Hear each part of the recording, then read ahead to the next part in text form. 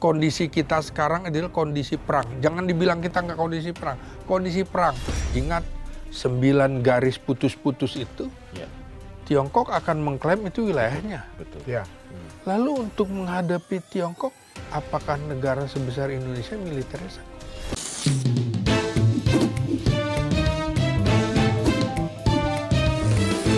To the point aja.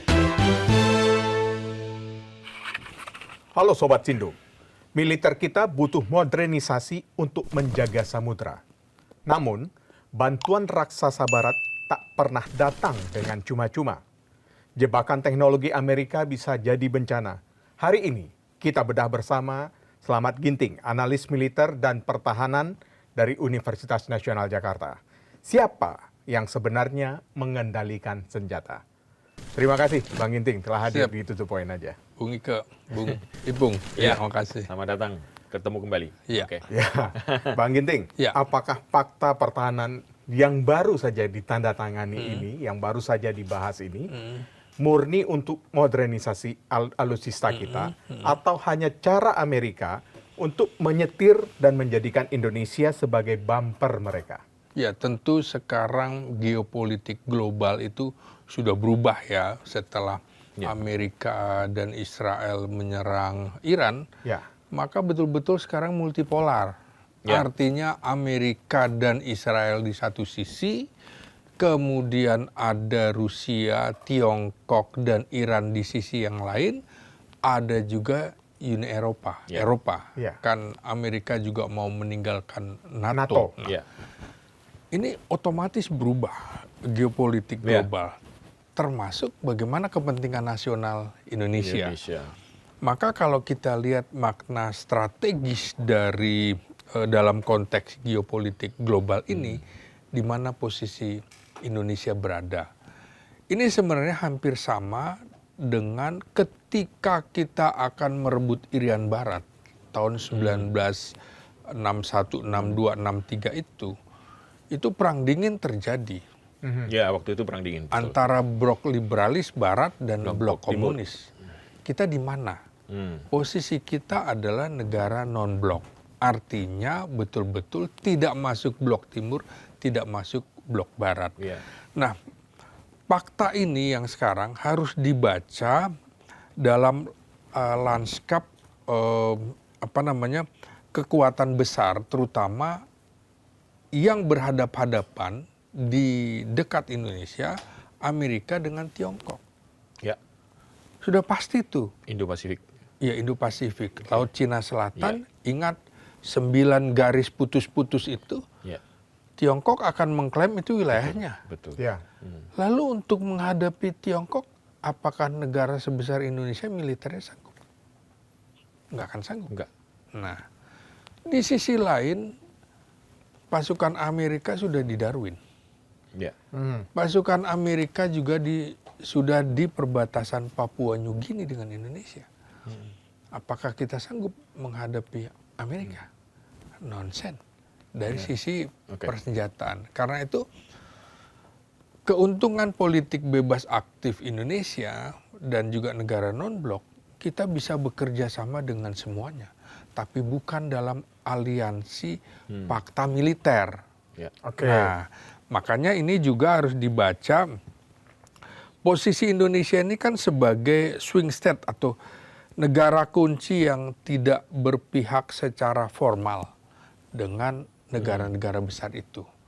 Maka kalau kita lihat, ini kan sebenarnya seperti perkiraan Presiden Prabowo Ya. pada saat dia menjelang Pilpres. Dia bilang, ini jangan-jangan sama seperti pengalaman saya dilantik jadi Letnan II pada tahun 1974, tahu-tahunya pada tahun 1975 kita harus ambil Timur-Timur.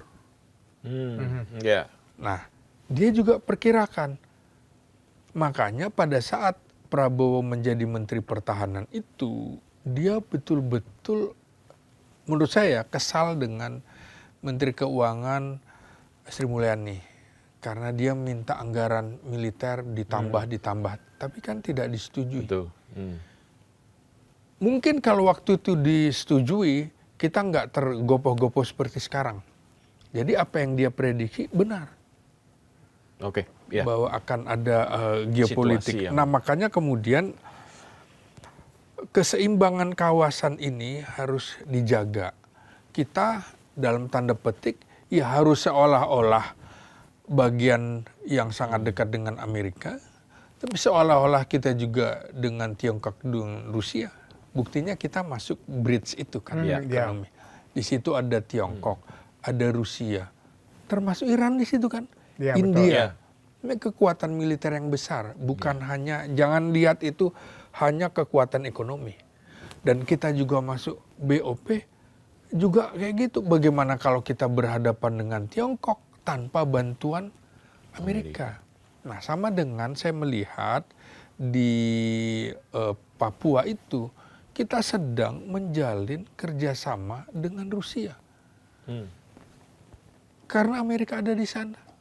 Ini kan sama dengan dulu bagaimana kita mau ngusir Belanda, minta bantuan Amerika. Amerika nggak mau. Itu sekutunya kok.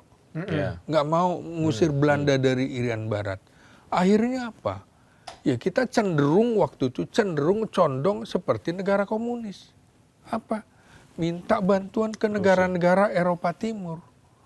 Makanya Rusia luar biasa ya. Uni Soviet waktu itu. Ya. Membantu Membackup. ya kapal perang yang luar biasa, kapal selam yang luar biasa, termasuk personil militernya untuk mengusir Belanda itu. Dan itu berhasil kan begitu.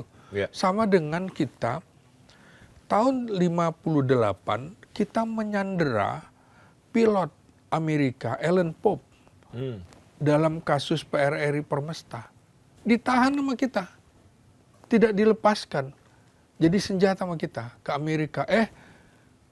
Anda terlibat loh dalam pergolakan atau pemberontakan PRRI Permesta. Ini buktinya. Pilot lo itu kan. Intelijen sana. Akhirnya apa? Kita lepaskan dia dan kita dapat Hercules. Satu skadron Hercules. Jadi harus begitu. Itu kelebihan Presiden Soekarno waktu itu.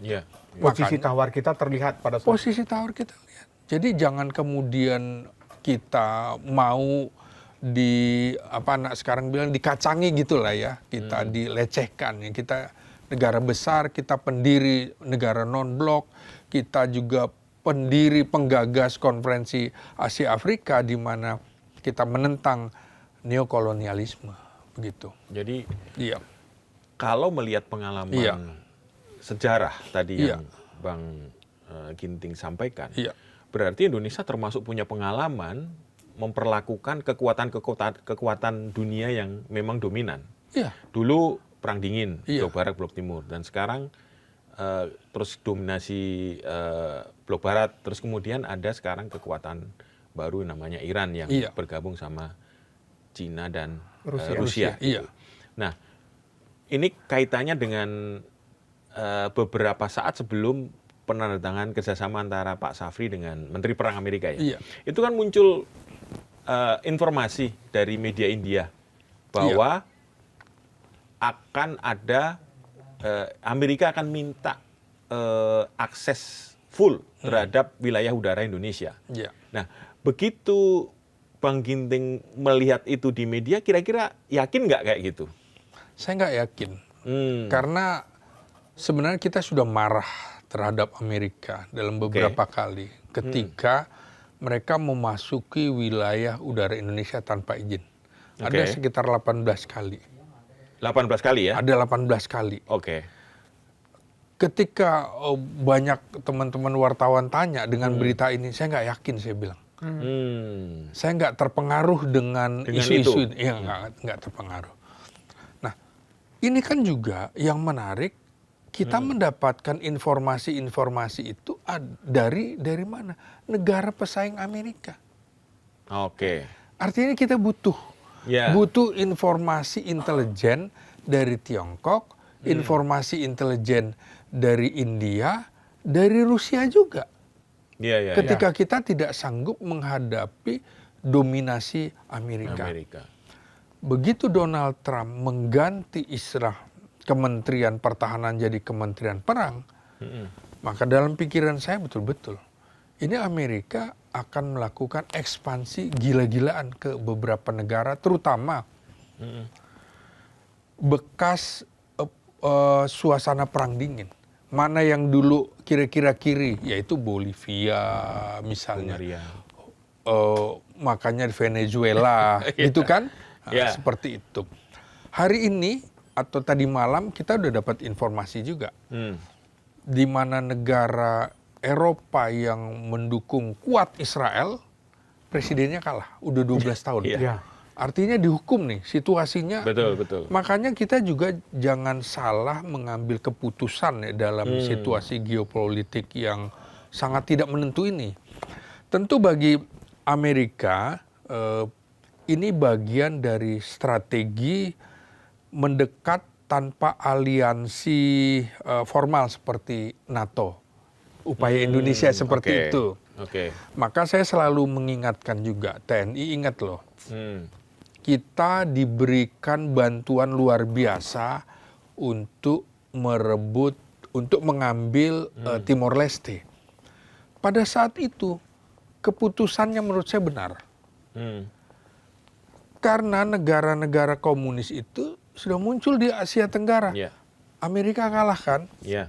Kalah dalam Perang Korea. Kalah dalam Perang Vietnam. Ada Vietnam, Laos, Kamboja di wilayah Asia Tenggara. Itu komunis. Sementara Fretilin, ideologinya kan sama. Nah, kita seperti apa?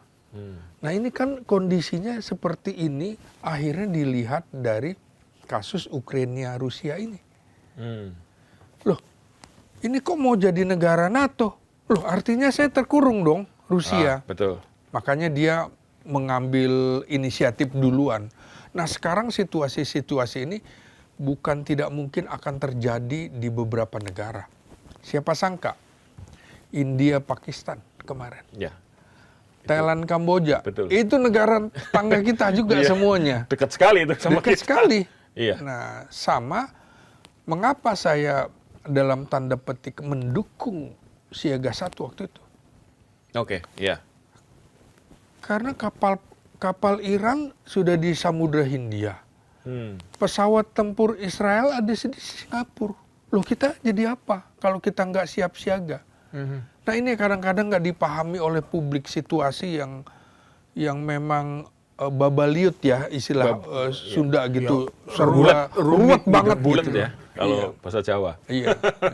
Jadi bagi Indonesia ini adalah upaya menjaga jarak sekaligus juga memanfaatkan semua kekuatan potensi nasional kita, ya sekali lagi untuk kepentingan nasional. Jadi nggak mungkin juga kita nggak mendekat ke Amerika. Nggak mungkin situasi seperti sekarang. Siapa yang menjamin dalam waktu dekat Tiongkok akan menyerang Taiwan misalnya? Sekarang Tiongkok dengan Vietnam tegang luar biasa. Lu jangan-jangan nggak lama lagi kita juga akan tegang di situ. Jadi kita membutuhkan itu. Kira-kira itu. Tapi dalam situasi geopolitik saat ini, Bang Ginting, kita melihatkan poros Iran, Cina, Rusia. Di saat yang plus Korea Utara. Plus Korea Utara. Di saat bersamaan kita menandatangani fakta pertahanan dengan Amerika. Artinya dengan sendirinya kan poros Cina, Rusia ini nganggap, oh Indonesia mau coba main-main nih. Sedang mengajak Amerika untuk memasuki regional Asia Tenggara lah katakan. Tentu saja akan mengganggu, Cina akan bisa, oke, mereka udah siap mau perang dengan kita, kata Cina umpamanya. Seperti halnya Abang sampaikan tadi, kita tidak pernah tahu Cina akan caplok Taiwan dengan kapan itu terjadi, bisa saja, kapan saja. Gitu. Nah, apakah ini tidak menjadi kekhawatiran bagi kita, Bang? Karena apalagi kita menganut paham politik bebas aktif. Jadi betul. Seperti terpasung sepertinya kita. Jangan lupa juga, kita ini dikepung. Mengapa kemudian dulu Presiden Soekarno itu membuat operasi Ganyang Malaysia? Karena Malaysia dianggap bagian dari neokolonialisme Inggris. Betul. Persemakmuran ya. Persemakmuran. Nih kita dikepung nih. Ya. Kalau kita ribut dengan Malaysia, Memang kita berhadapan dengan Malaysia? Enggak. Ada Singapura di situ, ada Australia di situ, ada Amerika di situ. Susah nih kita dikepung nih. Jadi memang kita harus baik-baik juga dengan Tiongkok. Saya kira terlalu cepat kalau orang mengambil kesimpulan seperti itu. Dalam waktu dekat mungkin. Atau kita lihat, negara mana yang dikunjungi Presiden Prabowo setelah pertama kali dilantik? Tiongkok. Parade militernya, ya kan? Betul itu. Akhirnya coba kita lihat. Pada waktu Hari TNI kemarin, Prabowo ikut apa gaya Xi Jinping, ya kan? Belum pernah terjadi. Di mobilnya itu ada mic kan.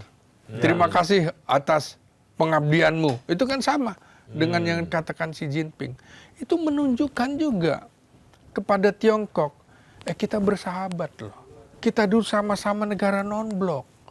Jadi terlalu cepat juga, terlalu dini juga orang mengambil kesimpulan bahwa kita akan melakukan kerjasama dengan Amerika, berarti kita pro-Amerika. Seperti saya bilang tadi, kita harus seolah-olah dekat dengan Amerika, seolah-olah dekat dengan Tiongkok, seolah-olah dekat dengan Rusia. Harus begitu situasinya. Jangan sampai gajah bertarung, pelanduk mati di tengah-tengah. Kita nggak mau jadi pelanduk itu.